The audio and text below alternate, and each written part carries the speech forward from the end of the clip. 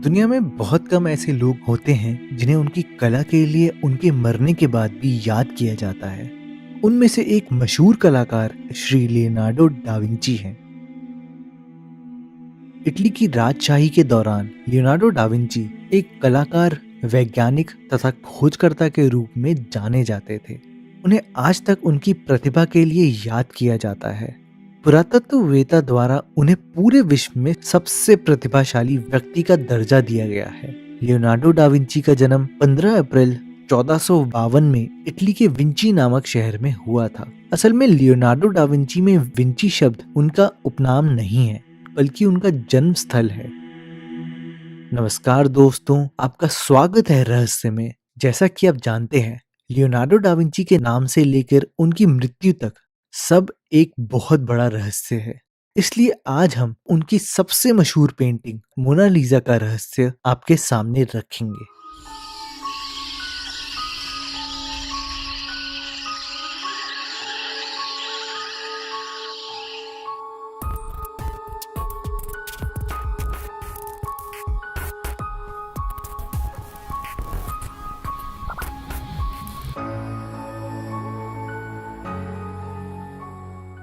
दुनिया में जो सबसे मशहूर और रहस्यमय पेंटिंग है वो है मोनालिसा पेंटिंग, जिसने दुनिया भर को सोचने पर मजबूर कर दिया है।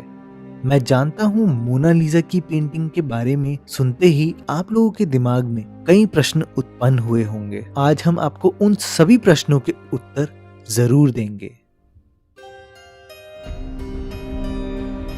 माना जाता है कि अलग अलग एंगल से देखने पर मोनालिसा की स्माइल बदलती रहती है। कई जानकारों का कहना है कि उस पेंटिंग के कई राज दफन हैं और कैसे 500 साल तक किसी भी इंसान ने मोनालिसा की पेंटिंग के अंदर छुपे एलियन को नहीं पहचाना। आज हम मोनालिसा की पेंटिंग के सभी राज खोलेंगे और सभी तथ्य देखेंगे, वो भी सभी सबूतों के साथ। मोनालिसा की पेंटिंग को किसी कागज या कपड़े पर नहीं बनाया गया, बल्कि उसे एक लकड़ी के टुकड़े पर बनाया गया है और वह लकड़ी आज के समय में स्केटबोर्ड बनाने में काम आती है। इस पेंटिंग को 1503 से लेकर 1519 तक बनाया गया था, यानी 16 साल तक डा विंची इस पेंटिंग को बना रहे थे। परंतु जब तक वह पेंटिंग पूरी होती, डा विंची का देहांत हो गया। असल में इस पेंटिंग का नाम मोनालिसा नहीं है, यह एक स्पेलिंग मिस्टेक है। जो असल में इस पेंटिंग का नाम है वो है मोना लीजा। इटली में मोनालिसा का अर्थ होता है माय लेडी। यह पेंटिंग एक फ्रेंच रूलर नेपोलियन बोनापार्ट को बहुत पसंद आई थी। इस कारण से उन्होंने इस पेंटिंग को अपने बेडरूम में टंगाया था। डा विंची को मोनालिसा की पेंटिंग अपनी सभी पेंटिंग में सबसे प्रिय थी। वो जब भी कहीं जाते तो वह मोनालिसा की पेंटिंग को अपने साथ लेकर जाते थे। डा विंची ने जब इस पेंटिंग को बनाना शुरू किया था तब वो 51 साल के थे। सन 1797 में मोनालिसा की पेंटिंग पेरिस के लोवर म्यूजियम में पाई गई, परंतु यह किसी को नहीं पता कि वो पेरिस के उस म्यूजियम में कैसे पहुंची।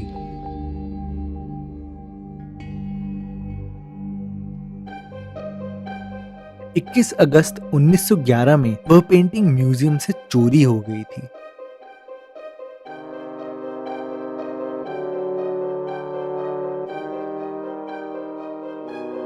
और 10 साल बाद वह पेंटिंग फिर से मिल गई।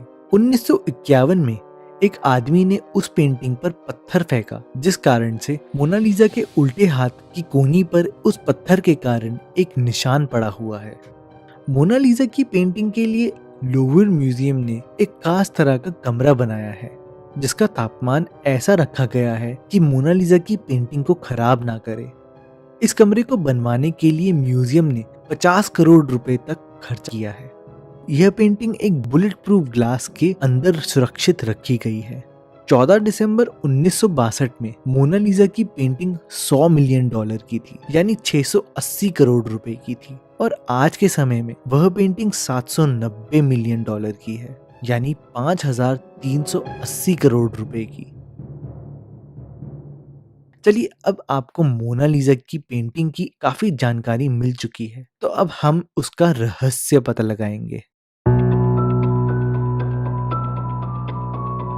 डा विंची ने ये कहीं नहीं बताया है कि उस पेंटिंग में जो महिला है वह कौन है। उन्होंने अपनी किसी भी लिखी हुई रचना में से एक में भी मोनालिसा से जुड़ी एक भी सुराग नहीं बताया और ना ही कोई जिक्र किया है।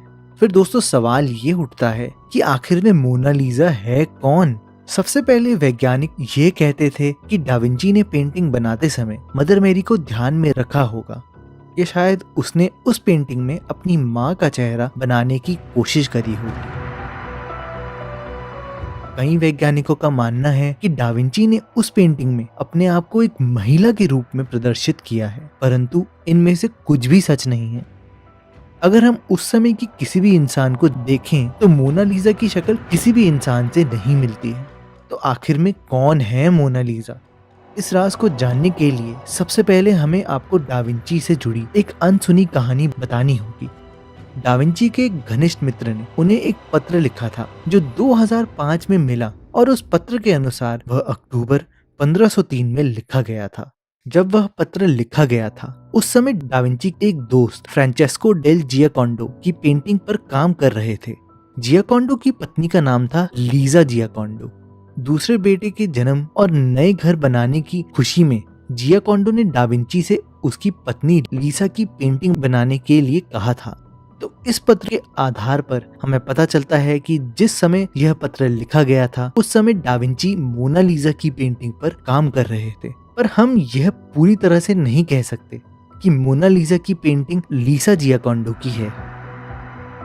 वैज्ञानिकों द्वारा यह कहा गया है कि लीसा के हाव भाव मोनालिसा से मिलते जुलते नहीं हैं। 2004 में एक वैज्ञानिक जिसका नाम पास्कल कॉटे था, उसने मोनालिसा की पेंटिंग को स्पेक्ट्रल लाइट टेक्नोलॉजी की हाई इंटेंसिटी लाइट और मल्टी लेंस कैमरा की मदद से पेंटिंग की कई अलग अलग लेयर्स निकाल ली और ऐसा करने पर जो पता चला उसने सारी दुनिया को हैरान कर दिया, क्योंकि उस प्रयोग से यह पता चला कि जो पेंट डाविंची ने इस्तेमाल किया था उसकी मोटाई 40 माइक्रोमीटर थी, यानी एक बाल से भी ज्यादा पतली।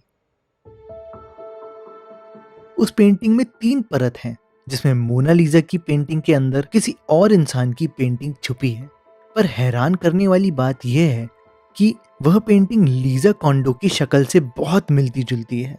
डाविंची ने लीसा की ही शक्ल पेंटिंग में बनाई थी, परंतु डाविंची को लीसा का चेहरा खास पसंद नहीं था, जिस कारण से डाविंची ने उस पेंटिंग को और मॉडिफाई करते हुए मोनालिसा की तस्वीर उसी पेंटिंग के ऊपर बना दी। जैसा कि हमने आपको बोला था कि अलग अलग एंगल से देखने पर मोनालिसा की स्माइल बदलती रहती है। संडरलैंड यूनिवर्सिटी ने एक बार अपने वॉलंटियर्स के साथ मोनालिसा की पेंटिंग को लेकर सर्वे किया, जिसमें यह निकल के आया कि दूर से देखने पर मोनालिसा स्माइल करती हुई लगती है, परंतु जब हम केवल उसके होठों को देखते हैं तब वह दोनों कोनों से थोड़ी झुकी हुई लगती है, जिस कारण से मोनालिसा उदास लगती है। डाविंची ने इस पेंटिंग को बनाने में एक टेक्निक का इस्तेमाल किया है जिसे सुफुमोटो कहते हैं। इस टेक्निक में किसी आउटलाइन का इस्तेमाल नहीं होता और अगर आउटलाइन होती है तो उसे कई रंगों से मिला दिया जाता है। आज तक कोई भी इंसान इस टेक्निक को इतनी परफेक्शन के साथ नहीं कर पाया जितना डाविंची ने किया है। परंतु मोनालिसा की बदलती स्माइल का केवल यह राज नहीं है। असल में जो राज है वह ये है कि जब हम मोनालिसा की आंखों में देखते हैं तो वो एक खुशनुमा इंसान की आंखों से मिलती जुलती है, पर जब हम मोनालिसा के होठों को देखते हैं तब वह मुस्कुराहट गायब हो जाती है। मोनालिसा की पेंटिंग के अंदर एक हिडन मैसेज भी है।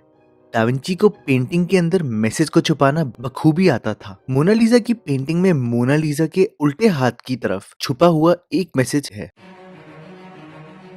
जब अल्ट्रा हाई एंड माइक्रोस्कोप की मदद से पेंटिंग के अलग अलग भाग को बारीकी से देखा जा रहा था तब वहां कुछ अक्षर पाए गए जो डाविंची द्वारा उस पेंटिंग में लिखे गए होंगे। अगर हम उन अक्षरों को क्रोनोलॉजिकली लिखें तो वह शब्द थे ला रिस्पोस्ता सी त्रोवाकी।